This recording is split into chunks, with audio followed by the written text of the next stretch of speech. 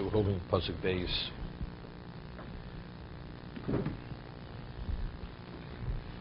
Pasuk Beis. V'yikach Yisro chosin Moshe. Yisro, the father-in-law of Moshe, is Tzipora, Eshes Moshe. He took Tzipora, the wife of Moshe, Achish Shilucheo, after she was sent away. Ach Shilucheo, Shamla HaKadosh Baruch Hu, B'midyun Lech Shuv B'Tzroimo. HaKadosh Baruch Hu said to Moshe, return to Egypt. V'yikach Moshe Zishto V'ezbonov. He took his wife, he took his children. Vayitzi Aaron L'Karoso. Aaron went towards him. Vayifkisheu B'Har Elokim. They met at this location called Har Elokim. Amalo Bihem Alolo. Who are these people? Amalo Zuhi Yishti. Shenososi B'Midyon Ve'lo Bonai. This is my wife who I married in Midyon. These are my sons. Amalo Hecham Tomolichon. Where are you taking them to? Amalo L'Mitzrayim.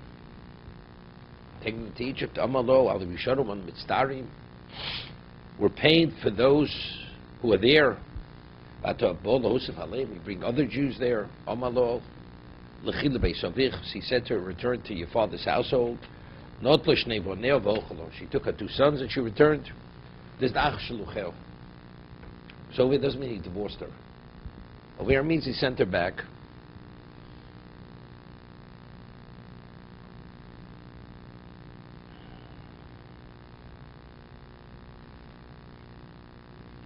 Moshe didn't know the dangers of Egypt, the influences of Egypt. I mean, what Aaron told Moshe didn't understand this. Evidently not. Although he understood, Al Yushanu on Mitzdarim, what are we talking about? The Shibud. Is the Shibud? But the Levium were in part of the bondage. So what's the Mitzdarim? We're paying for the ones who were there originally. So you bring more Jews there, more. What's the Mitzdarim? Firstly, the bondage stopped as soon as the Malchus began. Secondly, the Levium were never part of the Shibud in terms of physical bondage. So what are we speaking about? We're speaking about being exposed to that level of impurity, spiritual impurity. That's the bondage we're talking about.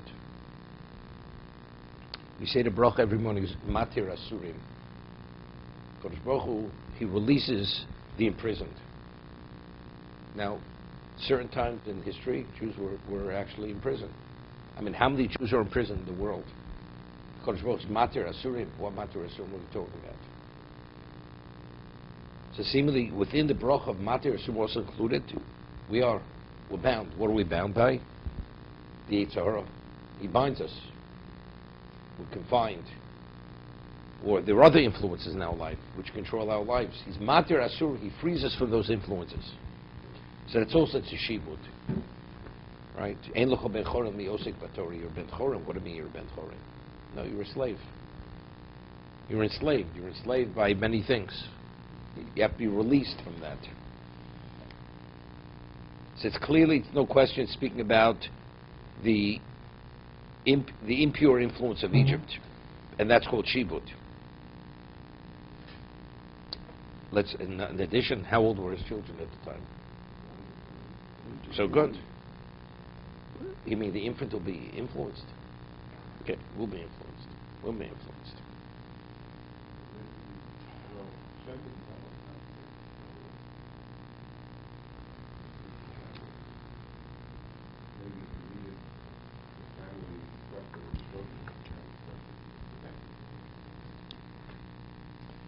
What's the timeline between when he leaves Egypt? He's 13. He goes. Not 13. When he was 13. How old was he? He was 18 years old when he 18. left. Okay, 18. So from the time he leaves Egypt till the time he leaves Israel, what's the time frame? Israel. What do you mean he leaves Israel? He's 80 years old. It's explicit. He's 80 years old when he comes back. In that time period, so that's what I thought. It was like a 60-year period hiatus. Did he spend that whole time with Yisro? Is he doing something else? No. Okay, it's a side issue, side discussion. So he may not have understood what was going on in Egypt. Is that possible? Kodesh Baruch told him to go back. Firstly, before he left already, he was there. Right. Miriam was born already. It was the most difficult part of the bondage before he left. Right. Okay.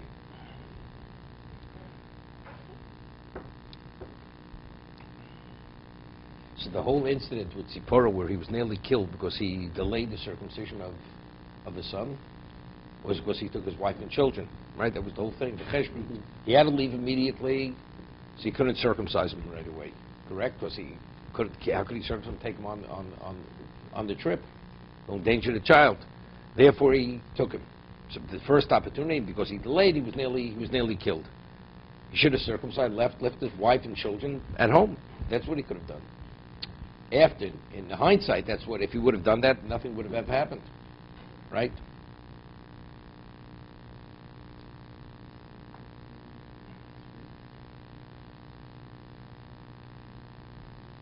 Veishnei Vonel and her two children. Asher Shemo Echad Gershom, Ki Omeger Yisro Beretz Nochrio. Shemo Echad Eliezer, Ki Eloheovi Be'ezri, Vaitzlein B'cher Paro.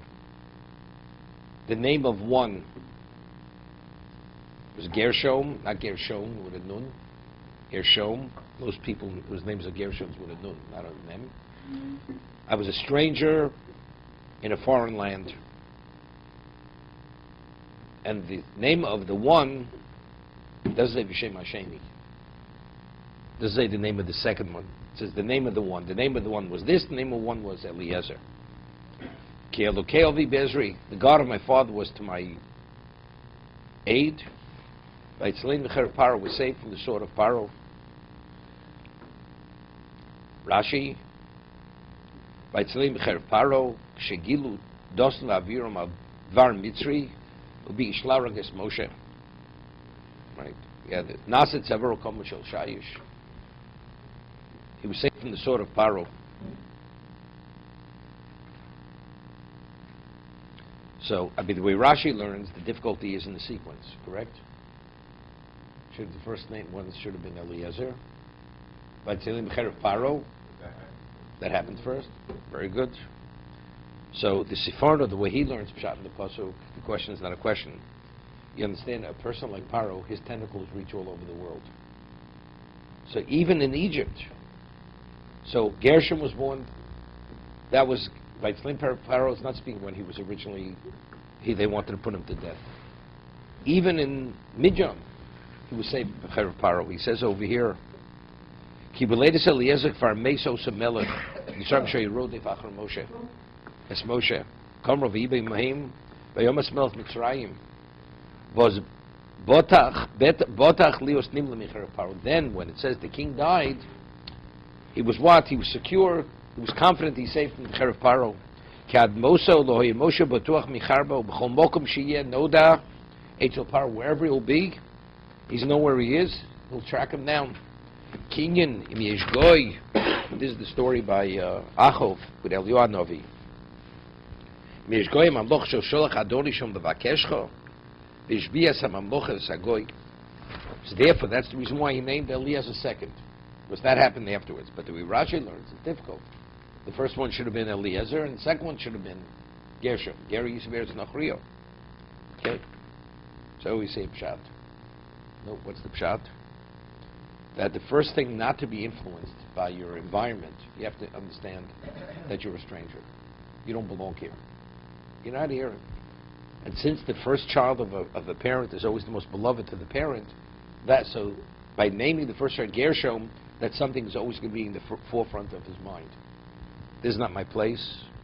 I happen to be here. This we always find by the other Sakadoshim. Every one of them refers to themselves as Geri. They're strangers in the land. Their connection to this world is on a very temporary level. Moshe had to understand that, understood, regardless of who he was. I mean, he already killed the mystery with his mouth, with his word. So Moshe was at a very advanced spiritual level. Nevertheless, the slope is very slippery. And unless you really anchor yourself, understand where you're at, you go straight to the bottom. That's the way it works.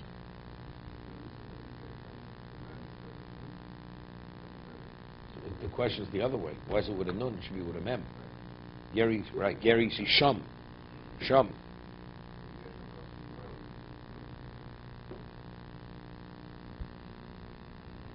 But it's another name. It's another name. It's Gershon.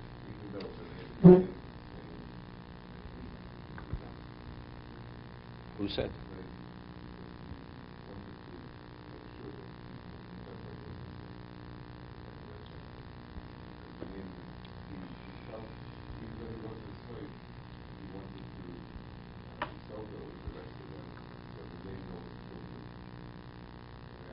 I hear. And cause? What's cause? Or Keo. Hake Shinov. Hake Shin, blunt his teeth. Mori, Mar. Okay, let's see for the others.